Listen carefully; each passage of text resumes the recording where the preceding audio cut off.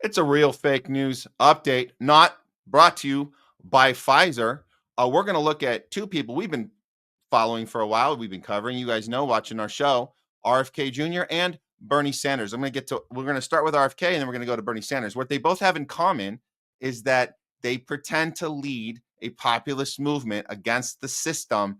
And then when push comes to shove, it's time to bow down to that system and then continue to pretend that they are fighting the thing, but the thing itself is allowing them to exist in the thing. And if they really were fighting it, that thing would not be allowing them in. So we know what's going on with RFK right now with his change on the measles vaccination.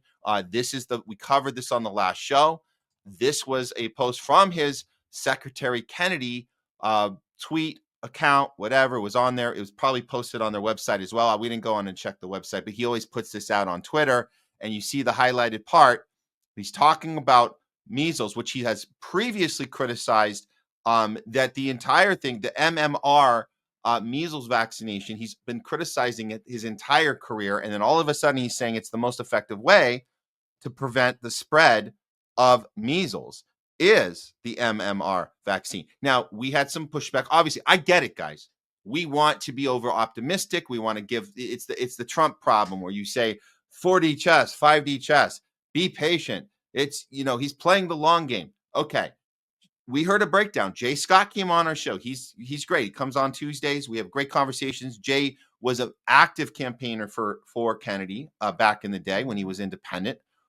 Before October 7th. And then we all were like, oh, no, not good. But before October 7th, we were like, yes, this guy's challenging the system.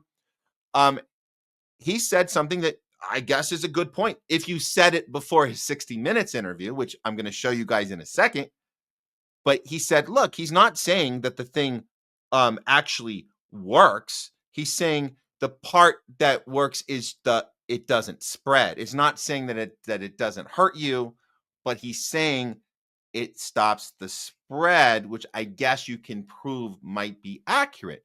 Okay. Well, then how do you all explain RFK Jr. going on 60 Minutes and doubling this down to, well, here we go. I'll let him say it for himself. Here we go. CBS, 60 Minutes. You got your interview, Kennedy. You got back on TV. Good for you. Thing to say the measles vaccine is the best way of preventing spread, but it's another thing to then say, and therefore, we suggest that you get the measles vaccine. We encourage people to get the measles vaccine. Okay, so I think that's actually the next step, and that's news as far as I'm concerned, that you're saying that. What's the position philosophically of the federal government in terms of public health? The federal government's position, my position is people should get the measles vaccine, but the government should not be mandating. Understand, no, but I've always said during my campaign and every public statement I've made, I'm not going to take people's vaccines away from them. What I'm going to do is make sure that we have good science so that people can make an informed choice. Oh my God. So he's telling us that everyone should get the measles vaccine. He's telling us this. He's recommending the thing that he said he was going to go in there and challenge. And I want to make sure they're safe, but you're recommending them.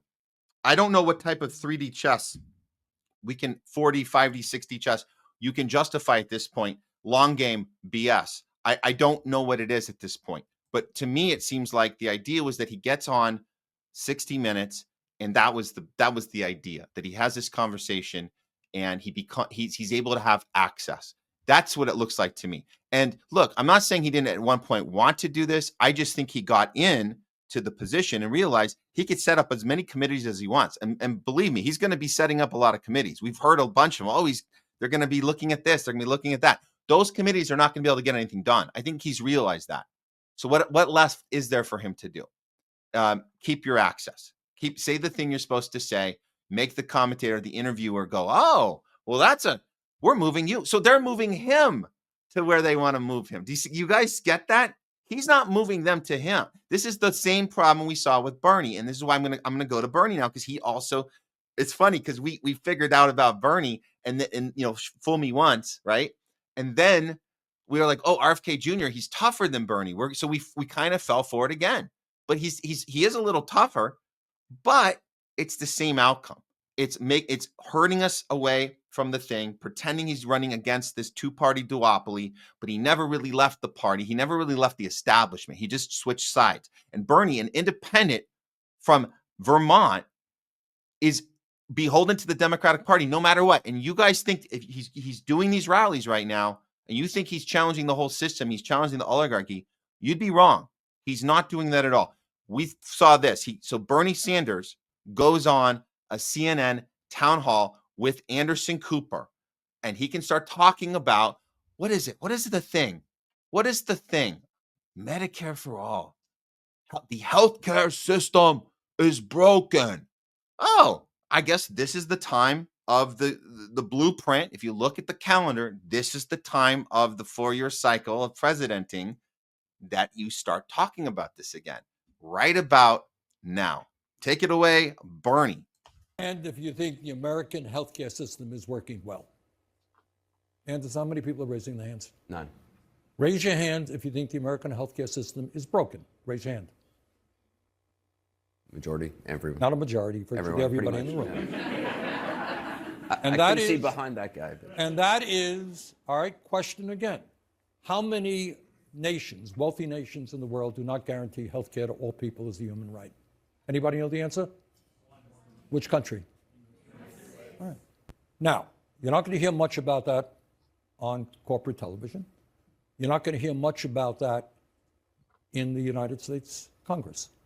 We're the only major country on earth that doesn't guarantee health care to all people. 85 million of us are uninsured or underinsured. 60,000 die each year because we can't get to a doctor on time.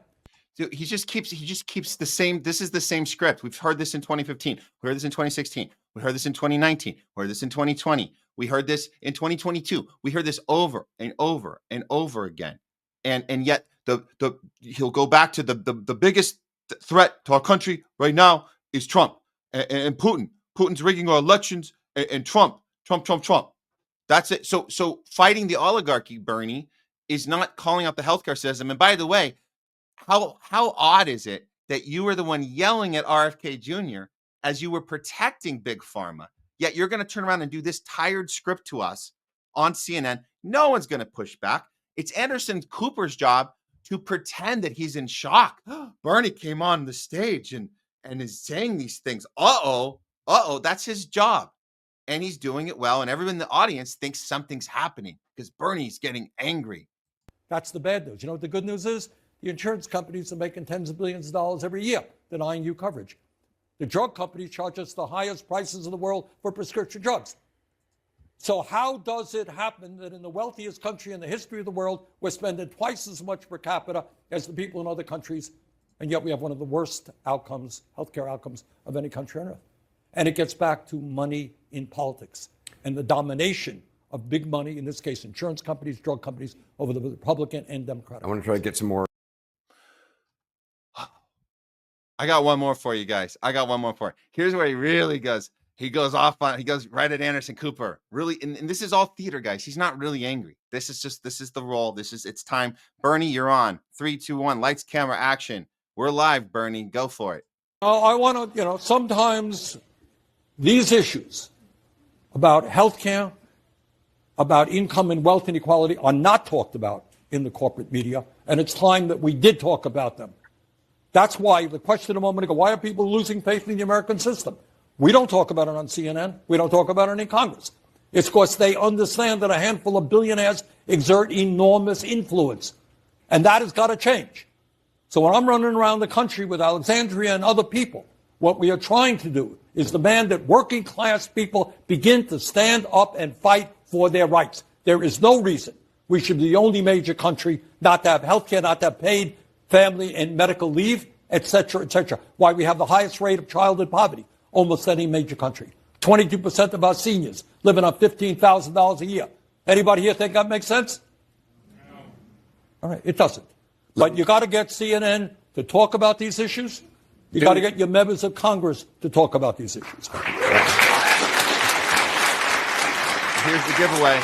Here's the giveaway. We're literally talking about it right now. Yeah, but I'm forcing you to talk about it, Anderson. This is No. You're not forcing him, Bernie. He's playing the role of, oh my God, Bernie came on my show. Oh, I don't know how to handle this. You're not forcing him. This is part of the script. So he's kind of, it's kind of right there. I don't know if anybody in that room gets that part at all. I don't know. It's a shame. It's a shame because you think that by now, we've seen this over and over. You'd think that we would have figured this out. That this is all a game, because how could it not be? Who is the oligarchy? Bernie, who is it? I don't know who it is that you're talking about, because you are part of that thing. You didn't have to be. You could have stayed actually independent, the I next to your name. You didn't have to be a little bitch and bend over for the Democratic Party all these years. But you're not, you're just saying, oh, we have to have these conversations. Oh, let's get the Democrats to do something better. But make no mistake, when push comes to shove, when it's time for voting, you're going to tell us all to vote blue no matter who. That's what you're going to do.